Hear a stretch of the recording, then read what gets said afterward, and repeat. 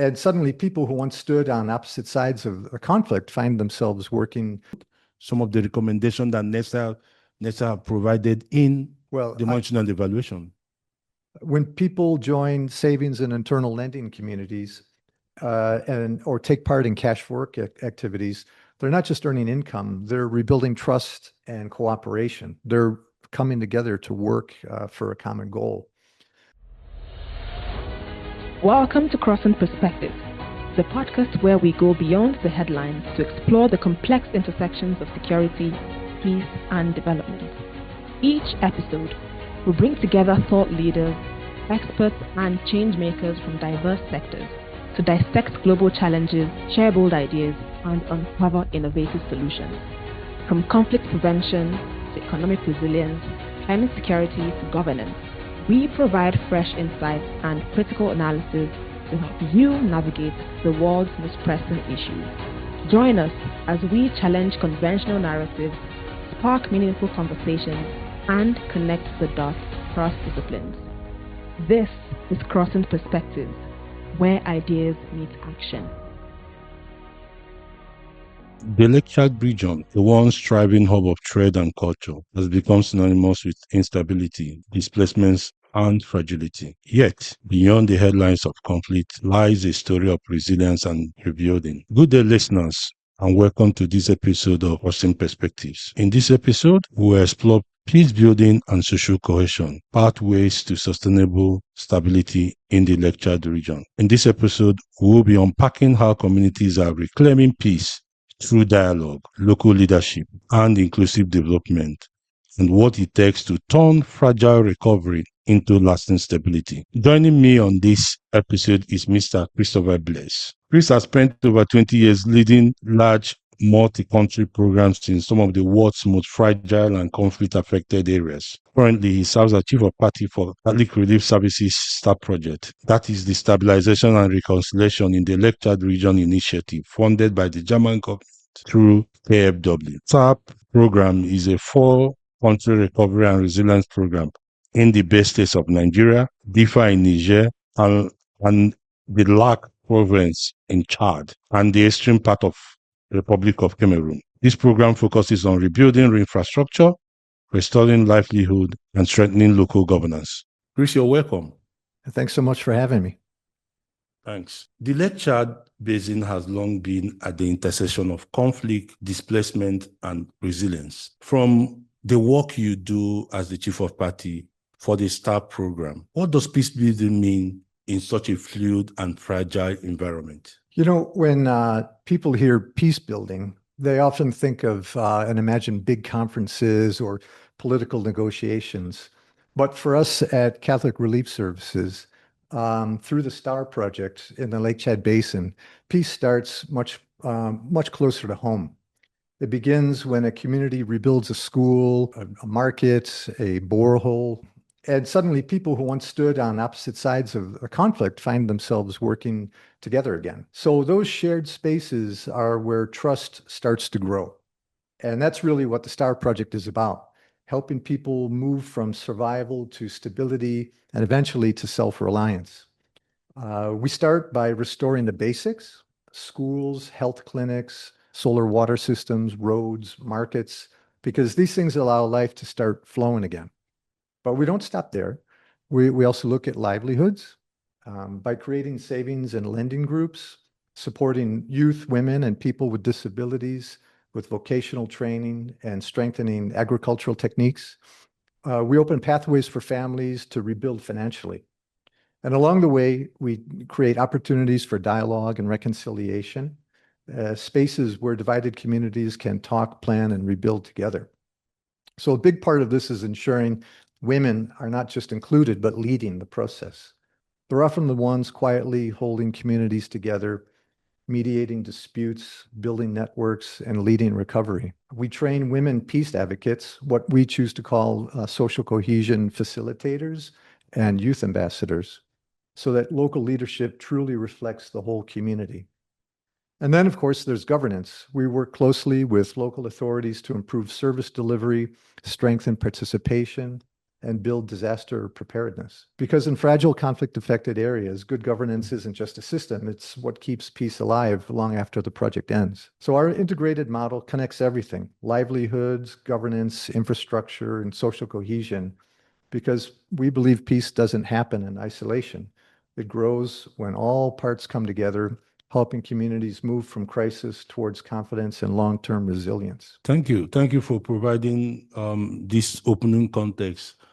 Maybe because Nextier has been your partner over the last 5 years, I kind of understood every word you've just said now. Thank you. But there's this argument, or like a school of thought by some practitioners and development watchers within the development space, that, you know, the region is experiencing some short-term programs, especially either short-term program or mostly security-focused program. Right.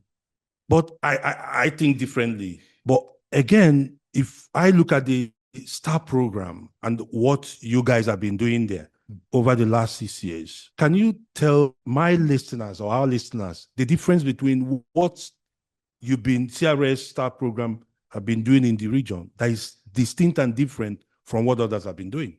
Okay, I'd be happy to. And you know us well. Yes. I do. So what makes the STAR project stand out, I think, is that it doesn't come in with preset answers.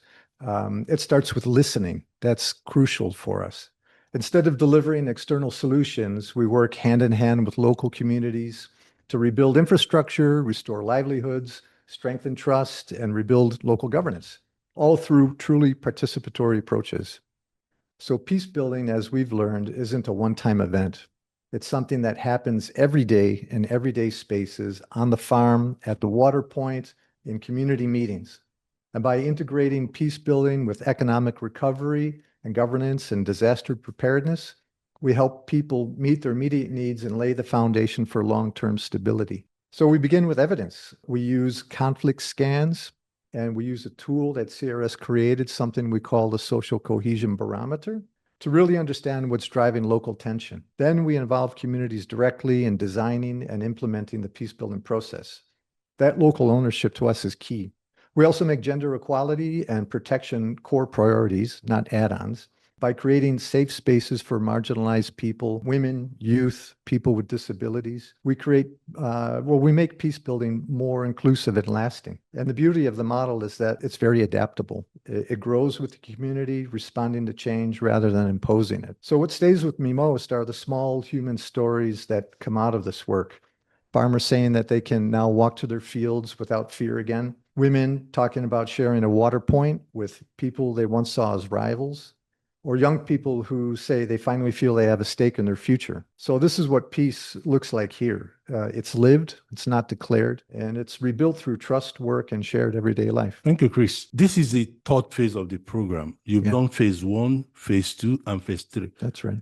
There must be something interesting and significant that you're doing that the donors, your donors and funders have continued to support you over these six plus years. Now, my question will be, what are some of the strong shifts, that pivotal shift that either in your strategy or in your philosophy that has shaped the way this program have evolved over the years?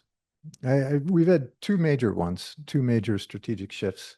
Over time, the STAR project has really revolved into a more integrated and inclusive approach, something that's been shaped by the people themselves, the people that we work with. From the beginning, we focused on building strong community ownership, but in later phases, we took that even further. So as you might recall in phase 2, for example, we made a deliberate effort to connect our project's 4 main components in a more integrated way, so that they could reinforce each other. That integration really made a big difference for us. It allowed us to link peace building to livelihoods, to governance, to infrastructure in ways that created stronger, more lasting outcomes. And then in phase 3, we deepened that work with a specific focus on gender equality and social inclusion. This was a firm requirement from our donor as a new feminist development policy was released by BMZ. That meant not only supporting women and youth, but also ensuring people with disabilities could fully participate. We introduced gender and inclusion assessments, supported local governance structures with gender audits, and rolled out what we call the gender transformative approach, a series of dialogue sessions with couples, married couples, boyfriend, girlfriend, that help improve communication, respect, and shared decision-making and tasks at home. And honestly, those sessions have really been eye-opening for all of us. You see relationships shift, you see households becoming more balanced, and that ripples out into the community. So the evolution of the STAR project isn't just about scaling activities and making them larger, it's about deepening impact. Each phase has helped us move closer to a model where peace building, equity, and resilience truly work hand in hand. Great. Now, Chris, while you were discussing, I saw that you spoke less of trust building, faith-based dialogue, or even traditional authority engagement. Can you walk us through any of these if they are part of the program? I wanted to say the way, but I know since the program is still on, if they are still part of the program, especially how could any of these determine whether a peace building initiative is successful or has failed in terms of the work you do? Well, yes, I mean, some of the most critical, often underappreciated factors in the project, they determine whether peace building succeeds, and it comes down to trust and relationships. So local civil society organizations, for example, are a perfect example of entities we need to work with. When engaged meaningfully, they become vital connectors.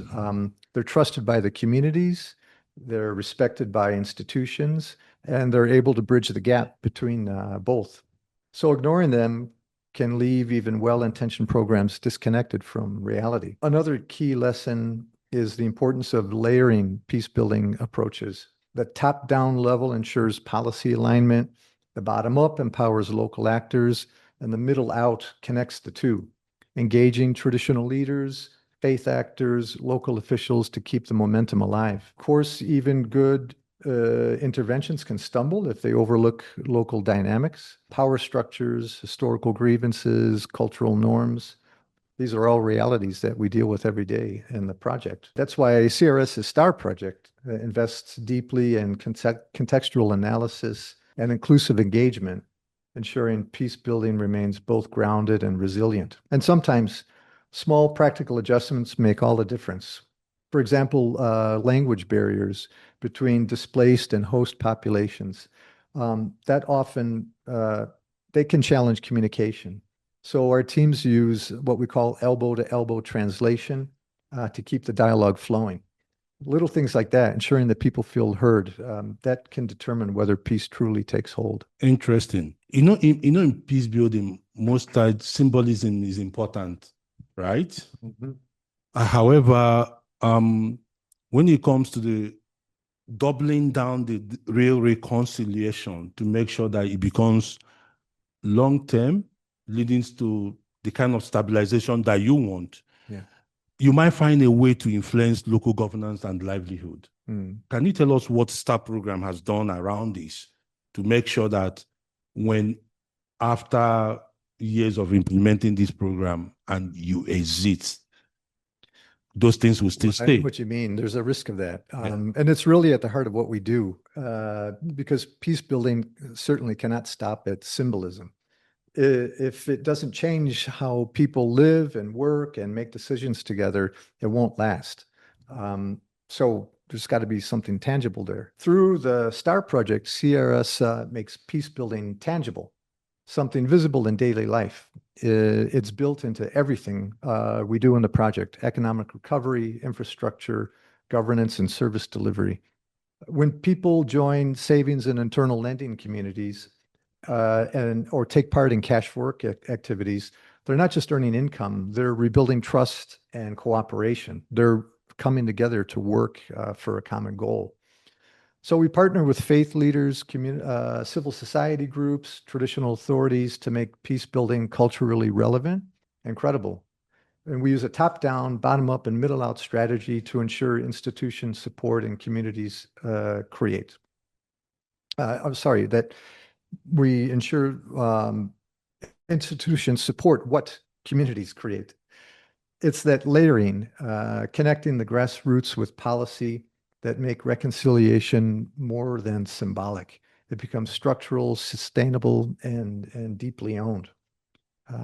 I'll never forget one farmer in Jamali in Adamawa State who said, before, herders were considered enemies. Now we even help each other on the farm. That's what real peace looks like. Cooperation, becoming second nature. Yeah. Thanks. I mean, I could feel the sustainability here, which is very important. I mean, the work we Nextier being, I want to say we are part of the program. Having been there for 6 years, we feel part of the program, at least handling the M&E monitoring and evaluation aspect of the program. Mm-hmm. So, catching in on the monitoring and evaluation work that we have provided for this program, how do you think that the program has a kind of has it helped the program to adapt and innovate in the field? Some of the recommendations that Nextier have provided in the monitoring and evaluation. Yep, absolutely. I can't overestimate the value our partnership with Nextier has been over the years. Your evidence-based approach has sharpened how we learn, adapt, and make decisions in the next cycle of the STAR project. As we all know, it's one thing to collect data, but it's another thing to use it. And your baseline studies, midterms, the final evaluations have helped us see what's working, where we need to pivot, and how to scale what delivers results. So monitoring and evaluation really aren't check boxes for us.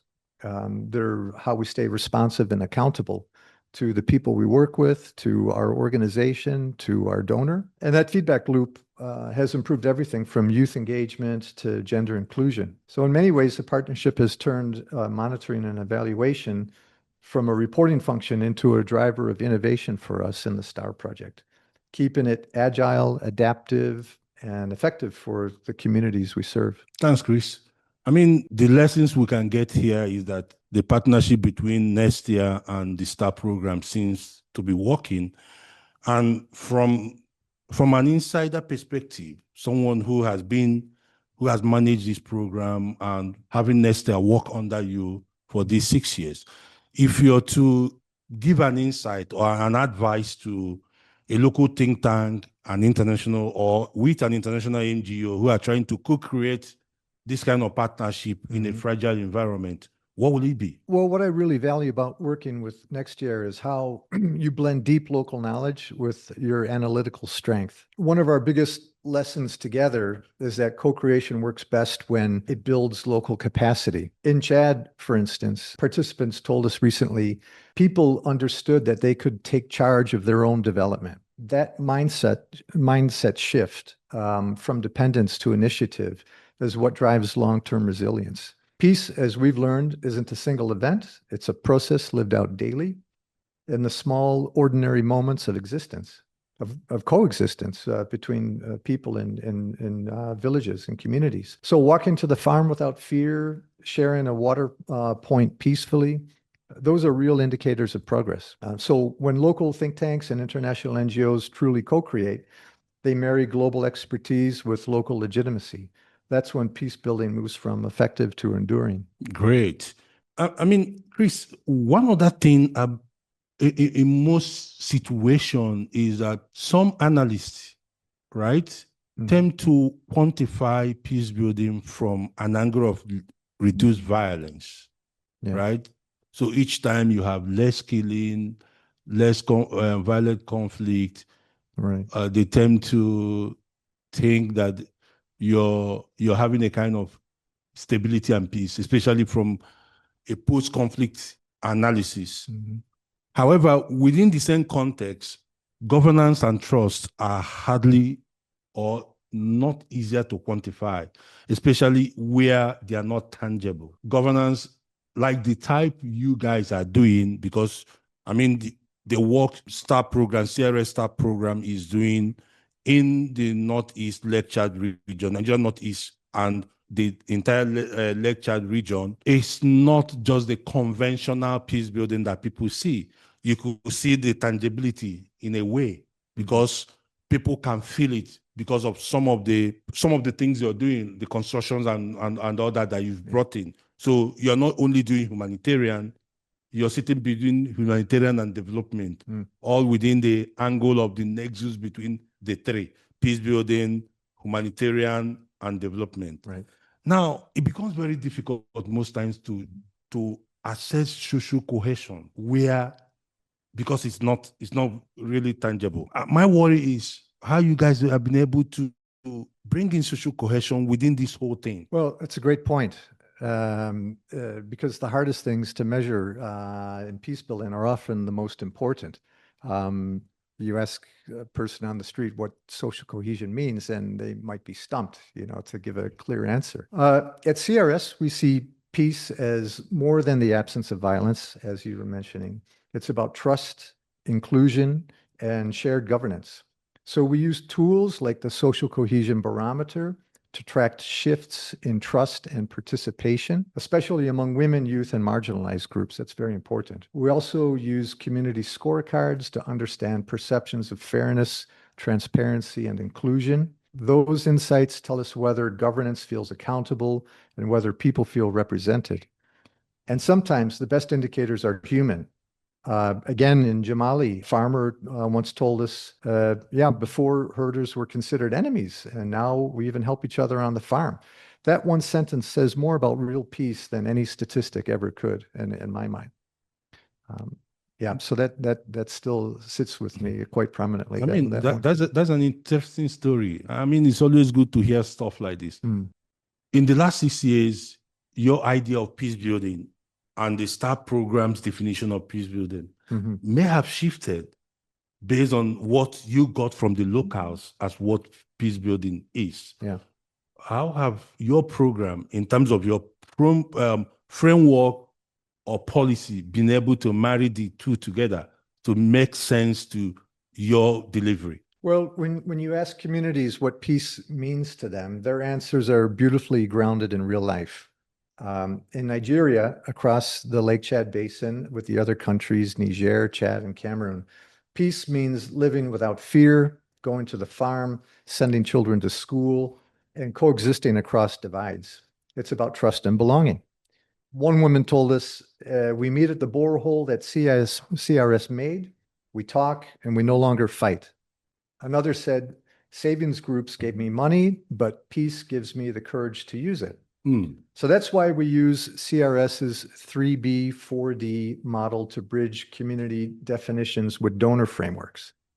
Binding, bonding, and bridging on one side, and discovery, dream, design, and deliver on the other. It keeps peace building structured and deeply authentic. So instead of imposing definitions, we align around shared purpose, turning frameworks into lived practice. That's what makes peace strategic and human. Interesting. I'm kind of curious about the community peace committees, right? I think the program has them. Can you, in a way, try to explain to our listeners how the STAR program have used this kind of local governance structures to improve decision-making in most of these communities? Especially, I'm equally more interested with the most underrepresented women, children, and people who are living with disability within these communities. Well, I always tell the teams, let's start with what we have and go from there. What's been most encouraging in seeing how the STAR project has reshaped local governance, it's not by replacing systems, but by strengthening them, what we find on the ground. In Nigeria, ward development committees now plan and lead projects confidently. Disaster risk reduction committees can identify hazards on their own and respond appropriately early. Local councilors have gained new leadership and legislative skills, making governance more inclusive and accountable. At the community level, the savings and internal lending committees I mentioned, and as well as our infrastructure operations and maintenance committees, they keep the infrastructure functional and relationships strong. That's very important to us. And I know it's important to the communities and to our donor that those vital and expensive community assets are properly maintained and repaired into the future. And peace committees now bridge governance and social cohesion. So our components C and D, social cohesion and governance, are now really closely linked. That's one of the newest developments over the course of the project of those 3 phases. So they're giving women, youth, and traditional leaders a shared platform for dialogue in these peace committees.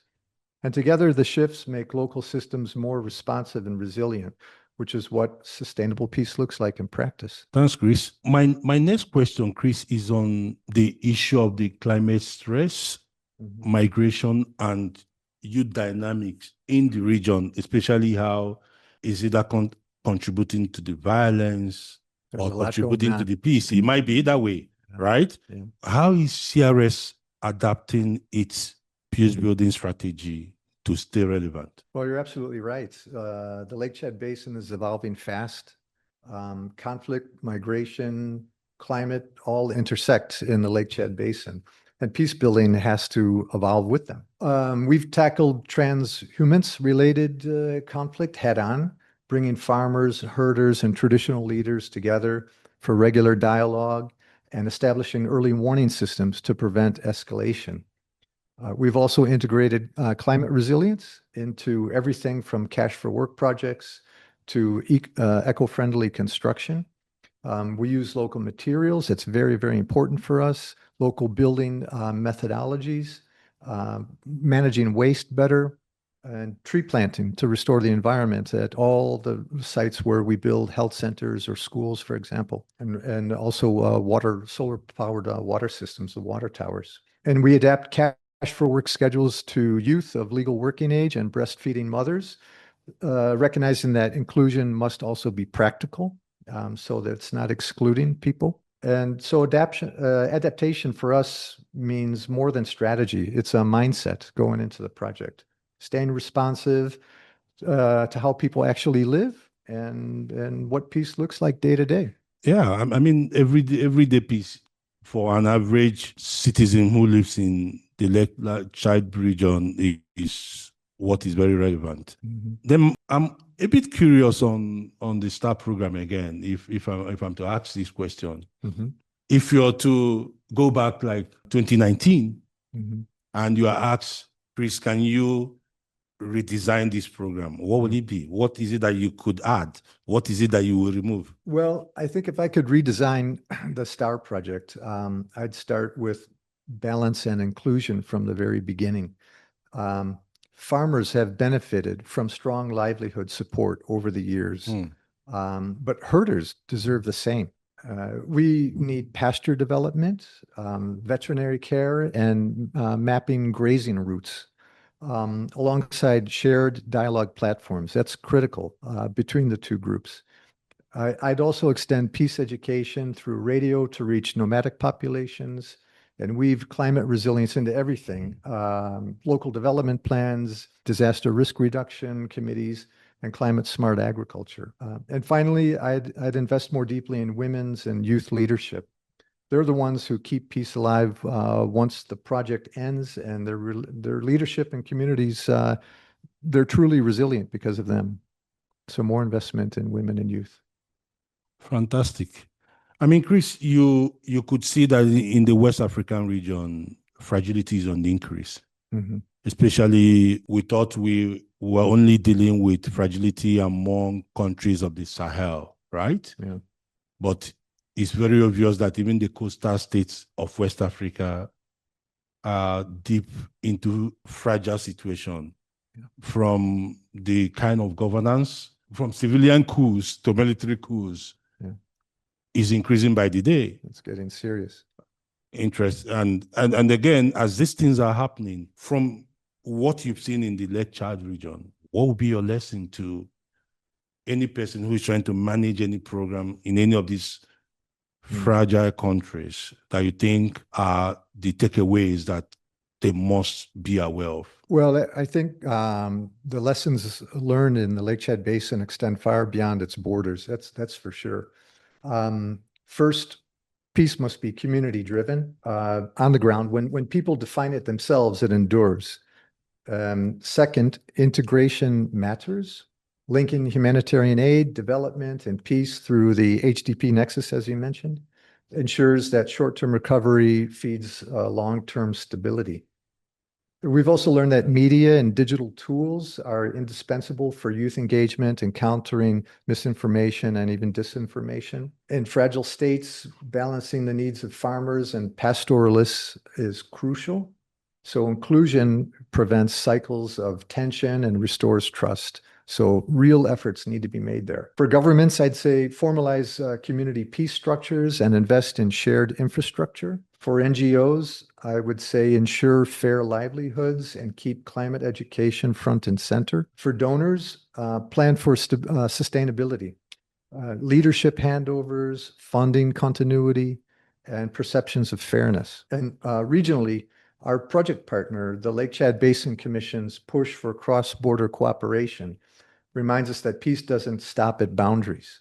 When states plan together, resilience can multiply. I mean, we're getting to the end of the interview, and I'm sure I've really enjoyed myself listening to you talk about all this. Finally, on a personal note, and to what I think a lot of listeners might want to hear, what has working in the Lake Chad Basin taught you, especially with regards to resilience, community cohesion, community and social cohesion, as well as peace itself? What is these deep personal lessons that you've learned? I mean, being there for 6 years?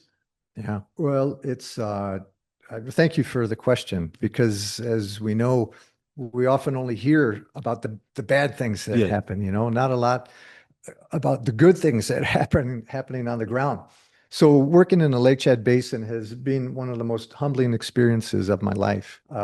It's shown me that resilience just isn't about surviving. It's recovering together. Even amid loss and uncertainty, people build dignity and hope through collective action. Community is key.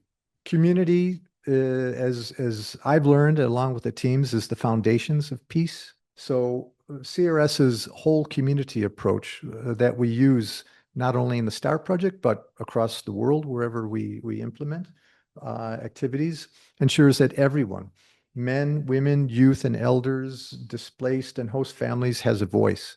If you visit any given STAR project village in the Lake Chad Basin, everybody's involved, every age cohort, every gender, they're all involved in something.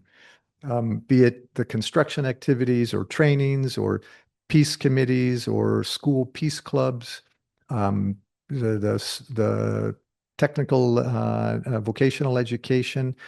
There's something there for everybody. So that's an important element for us when we address topics like this in the community. Everybody deserves a chance to be involved. So real peace doesn't come from outside. It grows from within, through trust and inclusion and shared leadership. And above all, peace is definitely not a product. It's a process, fragile but powerful, built slowly through dialogue, empathy, and everyday cooperation. Thank you, Chris. It was wonderful listening to you. Not only hearing your experience, but hearing the success stories about what the STAR program has been able to achieve in the Northeast Nigeria and the greater Lake Chad region. Thank you for being here. Well, thank you for the opportunity. I appreciate it very much. All right.